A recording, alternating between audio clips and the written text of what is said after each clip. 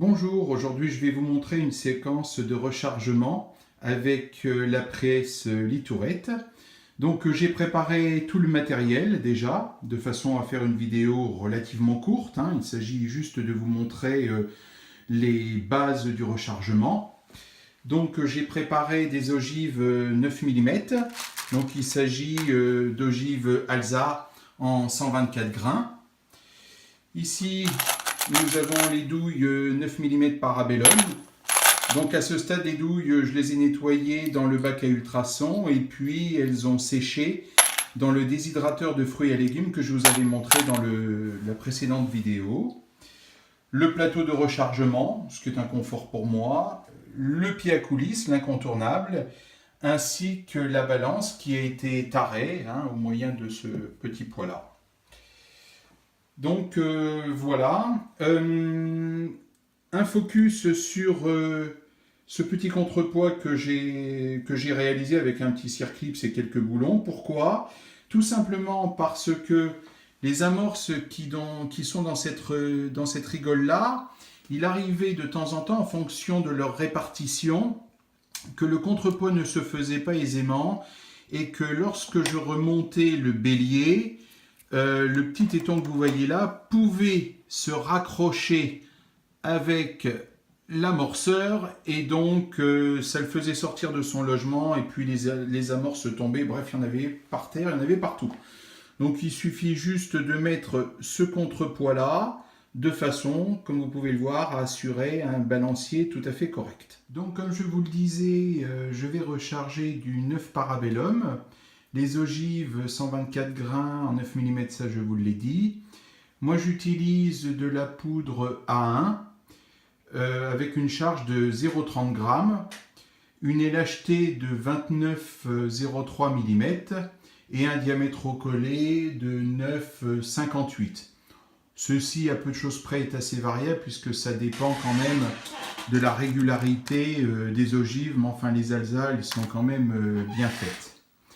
Donc au niveau des outils, ils ont été pré-réglés puisque je vous l'expliquais, l'avantage de cette presse-là, c'est la possibilité de siéger l'ensemble des outils sur la tourelle de façon à ce que vous puissiez la démonter très rapidement avec les outils pré-réglés pour changer de calibre.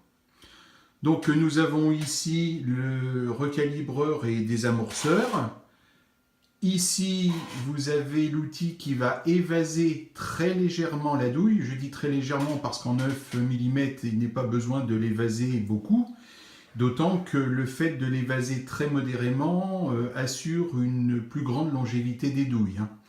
Et puis, donc, l'évaseur, et puis ce qui permet de pouvoir délivrer la dose de poudre, donc mes 0,30 g de A1. L'avantage aussi de cette doseuse-là, qui est l'autodrum, c'est d'avoir la possibilité d'avoir ces tambours-là qui sont pré-réglés à la dose voulue et de pouvoir changer très rapidement, au moyen de cette vis que l'on défait, de pouvoir changer très rapidement de tambour, ce qui vous permet, là aussi, une fois de plus, de pouvoir changer de calibre très très rapidement. Ici, nous retrouvons le siégeur de la balle, et puis le dernier outil qui est celui-ci, qui est le Factory Crimp, qui permet de remettre la douille, la munition, au code d'origine. Donc, je vais essayer, tout en maintenant le téléphone d'une main, de décomposer et d'aller assez doucement le rechargement d'une douille. Donc ici, je vais désamorcer cette douille. L'amorce usagée va tomber dans ce récupérateur-là. Ici, je vais placer la nouvelle amorce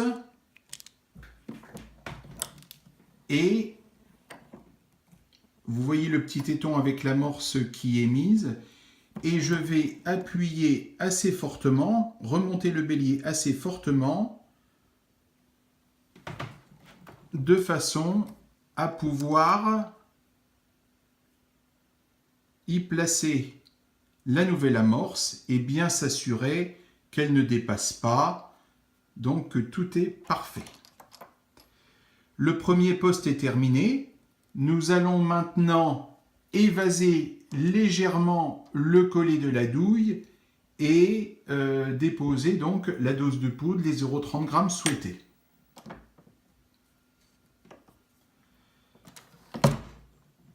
Une dose de poudre a été placée dans la douille.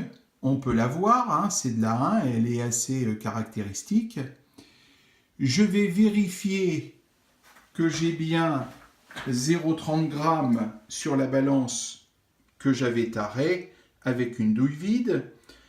Ça a varié de 0,01, c'est pas très grave. Voilà. Elle oscille entre 0,30 et 0,31. Bon, c'est des balances en termes de précision, il y a beaucoup mieux. Mais enfin là, on est parfait. Donc, ceci est parfait. Donc, je revérifierai environ toutes les 10 cartouches que j'ai toujours mes 0,30 g. Je replace ma douille de cette façon. Et là, j'arrive au troisième poste, qui est le siégeur de balle. Je vais prendre une ogive que je vais placer donc, voilà, le collet a été légèrement, très légèrement évasé, ce qui permet à l'ogive de pouvoir tenir juste en équilibre de façon à ce que lorsqu'elle remonte, l'ogive ne tombe pas. Mais c'est vraiment un évasement très léger. Je remonte la munition et là, nous voyons que l'ogive a été enfoncée dans la douille.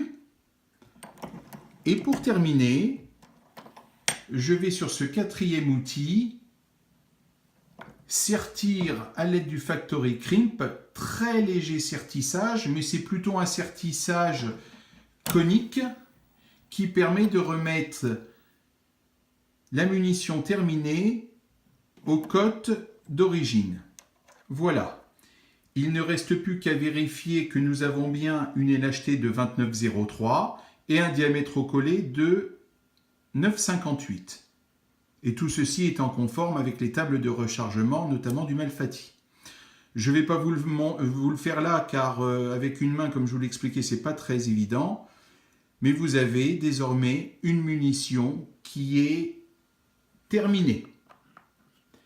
Par la suite, je prendrai le soin et la précaution, une fois que l'ensemble de mes munitions auront été réalisées, de les chambrer dans le canon de mon arme, de mon 9 mm, de façon à vérifier que la munition finie chambre parfaitement et ne souffre pas de manquement en cas d'éjection. Voilà. Écoutez, j'espère que ce tuto très rapide vous aura permis de pouvoir apprécier les bases du rechargement. Merci.